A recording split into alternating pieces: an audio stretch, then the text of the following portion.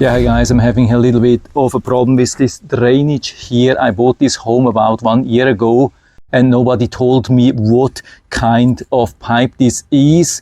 I just noticed that there's a big problem with the drainage from the gutter which is there in the back, and here I've never seen water coming out, so I'm expecting some blockage or something. And so that's why I'm having this sewer camera with 512 Hz transmitter. Here in this package which I have, there's no receiver or no detection tool included. It's just the transmitter. But of course we can buy receivers individually because it's a standard. This device here comes as a complete set, pretty much fully assembled, and you can see how sturdy this is. Comes even with this very solid case here. Everything included, even this keyboard, very easy to set up, very easy to assemble. That's what I'm going to show you now in this separate video part. And so the first thing we see here is the keyboard. It's a wired keyboard connected here. Then here inside we have the self-leveling camera with the protection. Here we have to remove that, also removing the cover down here because we have to connect that later. So it's important to know these are actually two devices. Here the top one with the screen and the one here with some control power and space to store everything. And so we have to connect these two parts. One end of this cable goes here and the other one has to be connected up here. Push it fully inside and then lock it on both of the ends. And you can really feel that everything is really solid made, solid build, good quality. Micro SD card is already inserted. So if you want to remove it, to read it in a computer, just push it inside. Then you can retrieve it, push it inside for a full lock. Then here we get also the 110 volts charging adapter, connect it to the AC outlet, then connect it here on top. Then you see the charge. I think charge lasts for 6 to 8 hours. And then we get this nice thing which can attach to the camera. This can definitely help the camera to glide smoothly. And so how we do that, we have to push the camera here through the opening and then connect it to the other end. Just make sure that you have a tight connection, secure it here nicely. And after that we can push the thing back to the front. And this is adjustable to the size you need regarding the diameter of the pipe which you want to inspect. So we can open that, all these 6 arms, and they have nice wheels here. Of course that's not holding in place on its own, so that we get these small screws, and now we can add them here, align them nicely, use the included screwdriver and secure them in the holes. That was the first one. Already has a nice hold, but of course we want to use all of them for a perfect hold. There are 3 of these plastic screws in total needed, so we have 3 spare ones. That's a good thing. You can also see how nicely the camera is bending on its own, but of course we have also some flexibility on the cable itself. But of course it's not super flexible because this is an endoscope which we are using for longer range and not for very thin pipes. But I think it can also work for thinner pipes when we are using it without these legs or these wheels here. I mean, we can adjust that nicely anyway. Could even fold it to the back. To turn it on, we can push here, you can see a red light. Then of course time to open the screen. You can see a really nice screen here, very nice protection as well, absolutely perfect to shield from direct sunlight. And so I power this on here as well, and now you can see me also on the screen.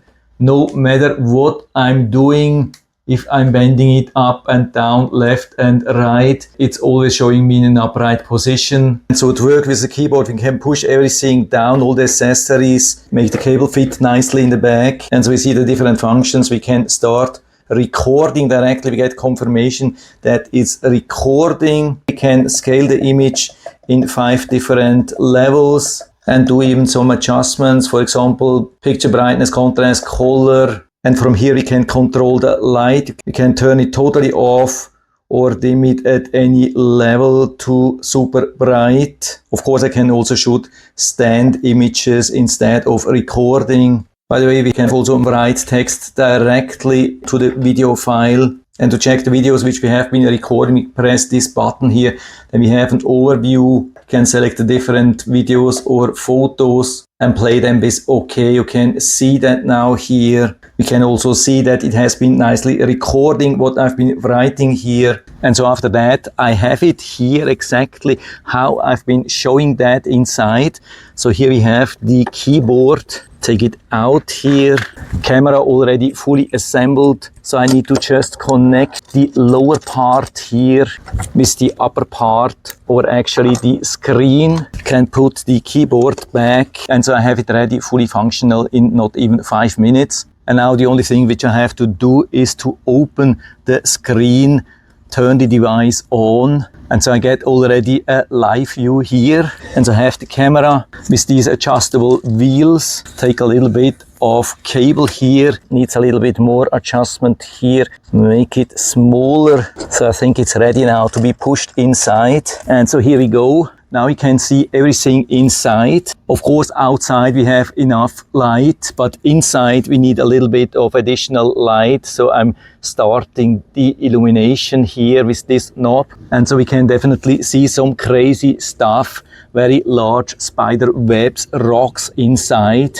Yeah, pretty much full blockage here, very easy to see from this side. Full of rocks, full of metal, so it looks like during the construction time they have been putting just all the dirt here inside into this drainage pipe, and now it's totally useless. So I have to do something here. Haven't been able to see that without this endoscope, but now I can see everything nice and clear. Full blockage here. Don't even have to record, but I'm doing it here so you can see that also a little bit better how crazy this is here. Yeah, I just figured while I have the sewer camera already ready, I could also inspect this pipe down here, but for that this helper wheel tool is a little bit too much, so I have to untighten these screws and remove it. I don't have to remove the screws totally, just had to untighten the screws a little bit. Now you can see it's loose. I can pull it back, then remove the camera itself, slide these wheels out and add the camera back. When I opened it, there was quite some water inside. Maybe there's still some water, but I don't have to be worried because it's waterproof. So let's see if the camera fits like that into this pipe. Yeah, absolutely no problem. By the way, this is the same thing. It's a standard 1.5 inch Charlotte pipe. I hope you can see that, feeding the camera here inside and having the live view. And especially here you can see the difference. When I turn off the light, it's totally dark.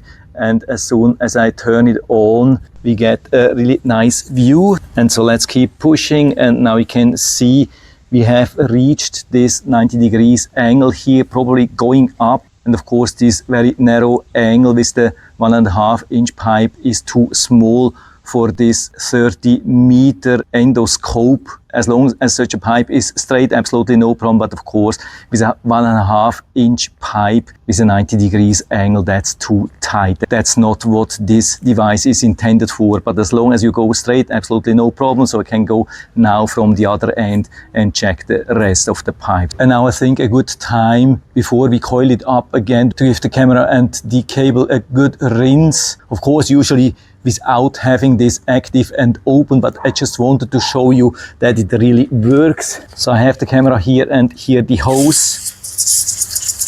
You can see even while I'm rinsing it, we still have the live view. Definitely waterproof, absolutely no problem. Also absolutely awesome here, this coiling mechanism. You can see very easy to take out this cable here and very easy to put it back. Absolutely no problem. Just need to push here and feed the cable along here and put it back. Could also feed it through this loophole here. But very important to see that this works absolutely awesome with this camera. Very clear view on this very large 10-inch screen. We have a 720p resolution, 16 megabytes card already included. So the only upgrade may be a 512 Hertz detector, but other than that, looks absolutely awesome. So it's a full recommendation from my side. And so if you're interested, I'll put down the link to the Amazon listing down into the description so you can check it out and order one for you if you like it. And I hope